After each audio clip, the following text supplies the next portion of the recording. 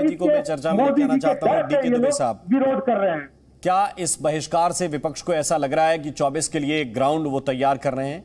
कम से कम 21 विपक्षी दल उनके साथ अगर नजर आ रहे हैं और ये 28 तारीख तक रहे, तो क्या वो ये एक तरह से दिखाना चाहते हैं कि हम एकजुट हैं और 24 के लिए उनके पास एक ग्राउंड होगा कि हमने यहां से अब बैटिंग शुरू कर दी है?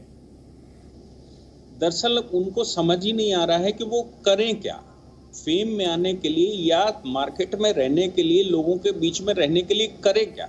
मोदी सरकार जिस प्रकार से ग्रोथ करके लाई है और जो मॉडल खड़ा किया है भारत का, उस पर ये 3,285 दिन में 9 प्रश्न ढूंढ पाए हैं। 3,985 दिन, 140 करोड़ लोग और उसमें 9 प्रश्न, और 9 प्रश्न भी जो ढूंढे हैं वो बिना रिसर्च के ढूंढे हैं। तो वो रिसर्च क्या है? जब ये कहते हैं कि भैया आपने इन्फ्लेशन क्यों बढ़ रहा है, तो इन्फ्लेशन 9 गुना कम है भारत का। आप जर्मनी का इन्फ्लेशन देख लीजिए, 23.5% है और हम 4.7% पर हैं। हम कह रहे हैं ग्रोथ वर्सेस इन्फ्लेशन, तो भारत की ग्रोथ ऊपर है, इन्फ्लेशन कम है, यानी कि भारत कहीं ना कहीं विकास की तरफ बढ़ रहा है। इनके समय पर ग्रोथ कम होती थी, इन्फ्लेशन ज्यादा होता था, यानी कि महंगाई ज्यादा होती थी। वो शायद भूल गए हैं।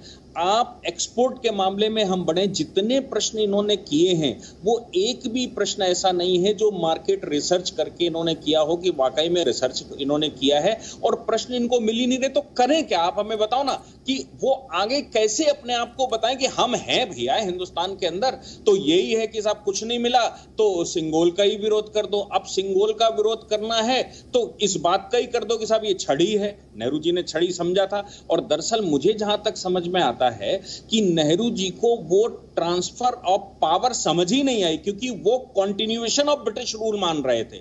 इसलिए उनको दिया भी गया तो भी उन्होंने उसको म्यूजियम में ही रख दिया। बोले इसकी जरूरत नहीं, क्योंकि हम कंटिन्यूएशन ऑफ ब्रिटिश रूल हैं और वैसे ही चलते रहेंगे। तो अब मोदी सरकार को जब ये लगा कि नहीं भैया ये म्यूजियम में रखने वाले नहीं, पार्लियामेंट में रखने की जगह है, पार्लियामेंट में स्थान होना चाहिए, तो अब इनको उस बात की तकलीफ हो रही है। तो मुझे नहीं लगता कि इनको कुछ समझ में भी आ रहा है कि हम खेलें तो खेलें कैसे और क्या खेलें।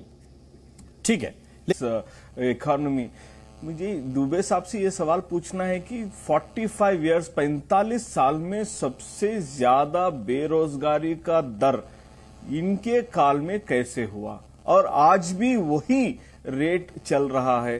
कर्नाटक सरप्लस एम्प्लॉयमेंट से जाकर -2.5% पे आ गया है। मैं बताना चाहता हूँ, आप कह रहे हैं, मेरा सवाल, मेरा जी राम भाई, मेरा सवाल ये है बीजेपी से, जो आपने कहा मैं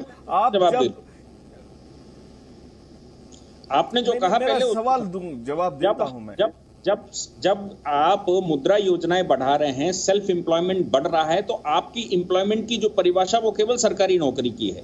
सरकारी नौकरी या प्राइवेट नौकरी की भाषा से एम्प्लॉयमेंट नहीं माना जाता। अरे दुबे साहब, आप दुबे साहब, लगता है कि आप स्टूडियो के बाहर बहुत बैठा करते हैं। दुबे साहब, लगता है कि आप स्टूडियो के बाहर बहुत बैठा करते हैं और पकोड़े तलते हुए आप समझ गए कि वो अपना रोजगार पकोड़े तलना है। मैं बताता हूं रोजगारी क्या होती है। हजारों साल से लोग पकोड़े तल रहे हैं, बेच रहे हैं, लोग खा रहे हैं। तो हजारों साल से ये पकोड़ा तलना और बेचना चलता आ रहा है। ये मत कहिएगा कि प्रधानमंत्री ने आकर यहाँ पे ऐसी आर्थिक स्थिति बना दी कि सारे लोग पकोड़े तलेंगे और उद्योग मिल गया। हम थोड़ा रोजगार से आगे बढ़ते हैं। मैं कहना चाहता हूं, लाखों नौकरियां देश के अंदर जो सरकारी नौकरियां खाली हैं, उसको प्रधानमंत्री और उसके अनेक मंत्रालय, मैं फिर वही सवाल पूछूंगा कि इन सवालों को लेकर आप कर्नाटक की जनता के पास गए थे, एक मैंडेट आया